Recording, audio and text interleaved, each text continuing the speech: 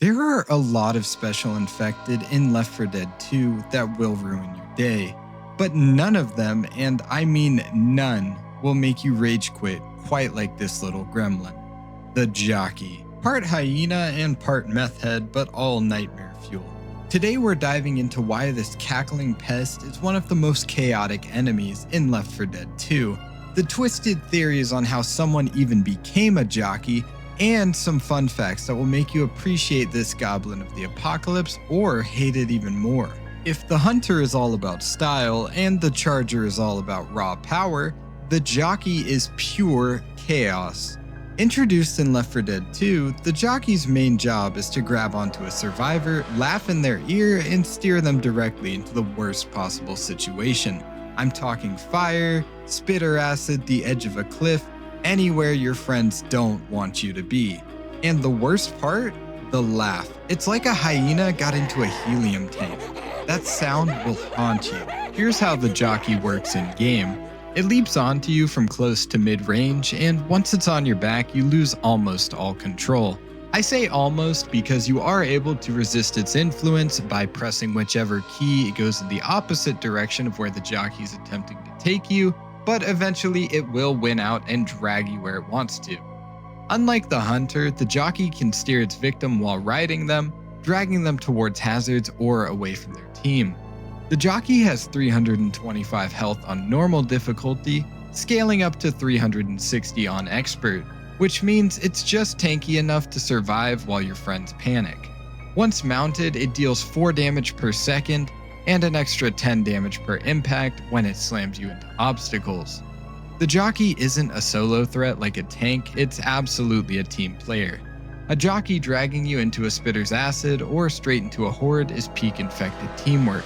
And if you're able to get onto a survivor near a windowsill, you can pull them out of the windowsill, which will put them in a downed or hanging state. The hunchback posture makes the jockey's hitbox oddly small and awkward to aim at, especially in cramped spaces.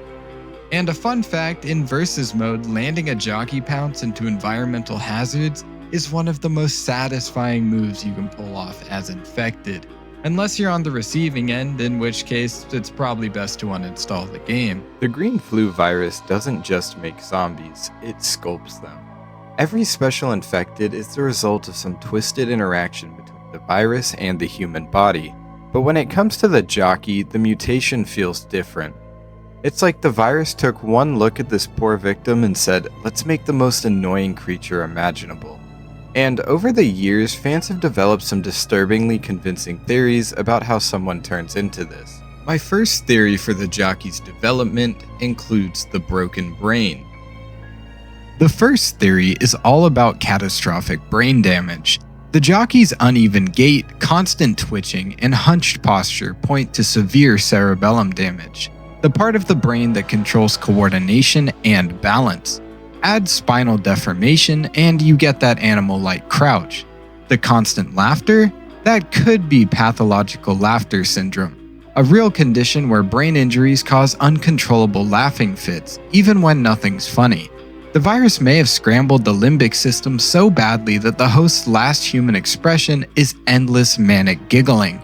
Imagine being trapped in your own body, unable to stop laughing as the virus forces you to hunt. I like to call my second theory personality amplification. Another idea is that the green flu doesn't just destroy personality, it amplifies it. If the host was already a chaotic troublemaker, someone who loved messing with people, the virus could crank that trait up until it becomes lethal. That's why the jockey doesn't just kill you, it humiliates you. It yanks you into spitter acid, drags you off rooftops, and laughs the whole time. The infection weaponizes cruelty, turning a prankster into a predator. And then there's my third theory. I like to call it the rabies on steroids theory. The drooling mouth, the wild aggression, the unblinking eyes, these are all textbook signs of advanced rabies. In rabies cases, victims often become hyper-aggressive, unable to control spasms, and sensitive to light and sound. Combine that with the green flu's mutagenic effects, and you get something that moves unpredictably, attacks relentlessly, and seems almost afraid to stop moving. In this theory, the Jockey is basically the worst case scenario, a human infected with a rabies-like virus that's been supercharged by the green flu. The result? A predator that can't be reasoned with, doesn't care about its own safety, and seems to take pleasure in dragging you into your doom. It's not just an infection, it's rabies turned into a weapon. Those first three theories are grounded in medical and psychological science. But Jockey lore doesn't stop there. Dive deep enough into Reddit threads and old Left 4 Dead forums, and you'll find players swapping far stranger, darker ideas. The kind that feel less like biology and more like the virus itself is in on the joke. Others point to the Jockey's design, its twitching hands and skeletal grin, and wonder if it's the result of self-mutilation during the early stages of infection. In this theory, the host's mania and anxiety spiral into uncontrollable laughing, frantic movements, and chewing at its own lips until there's nothing left. The green flu doesn't stop it. It feeds on that energy and twists the body to match. This is further evidenced by the lack of skin on its hands and feet.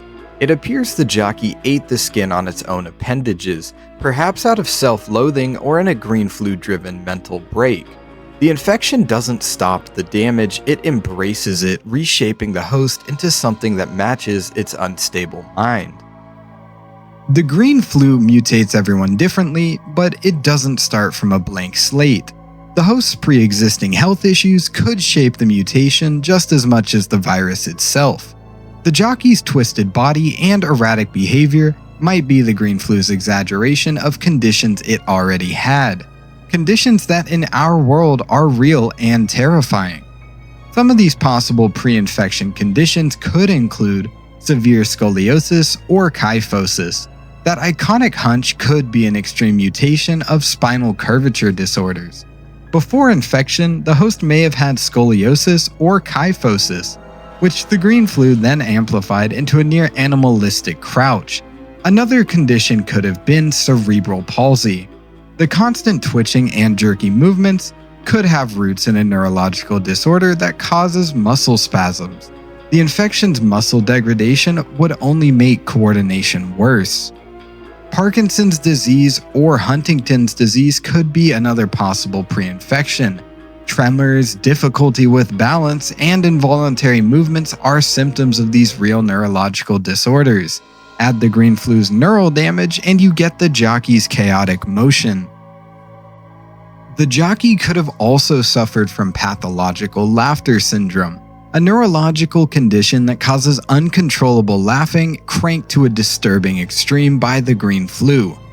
Extreme personality disorders, which could have led to sadistic or antisocial traits, which are now stripped of any restraint. And finally, I believe the Jockey may have been suffering from compulsive self-mutilation disorders, perhaps pre-existing biting or skin picking amplified into missing lips, skinless hands, and gnawed feet. Whatever the host's weaknesses were, the green flu didn't hide them, it weaponized them. We've pulled apart the science, the psychology, and the fan theories, but even after all of that, the Jockey is still unpredictable. And just when you think you've got it figured out, it'll come screaming out of a corner, grab your face, and prove you wrong. Before we wrap up, let's shift gears with a few fun facts about this cackling nightmare. Details you might not know but can't unhear once you do. For all of its chaos, the Jockey's got some little details you might have missed. The kind of things that make you realize how much thought went into making it the gremlin of the apocalypse. The laughter isn't random. The Jockey's laugh actually changes depending on the situation. It'll cackle more frantically when it spots a survivor, and even throw in little taunts mid-ride, almost like it's celebrating each step it takes toward your doom. It's also the shortest special infected. At just under 5 feet tall, the Jockey is the shortest special infected in the game. This isn't just for looks. Its low profile makes it harder to shoot in a crowd and gives it that scurrying gremlin vibe that gets under your skin. It also shares sounds with other infected. If you listen closely, you'll hear bits of smoker breathing and hunter growls hidden under its audio design, layered to make its voice feel familiar yet wrong. This isn't a fun fact that you'd necessarily miss, but it's definitely something you don't think about in the moment.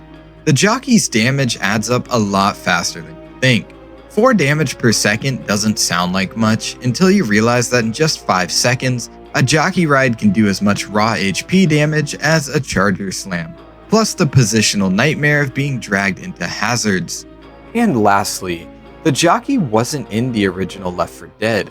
The Jockey was designed specifically for Left 4 Dead 2's more open, hazard-filled maps. Its whole gameplay loop exists to punish players who wander too far from the group, making it a team cohesion test with claws.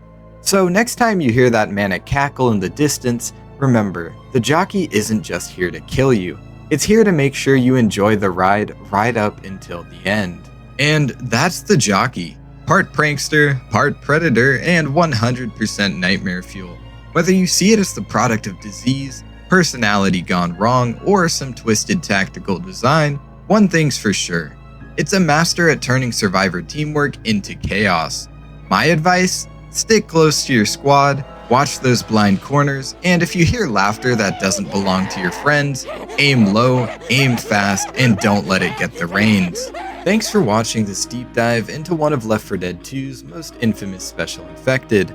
If you enjoyed this breakdown and want to see me cover the last of the infected roster being the Charger, or maybe explore the really weird corners of Left 4 Dead lore, hit that like button, drop a comment with your favorite Jockey moment, and subscribe so you don't miss the next one.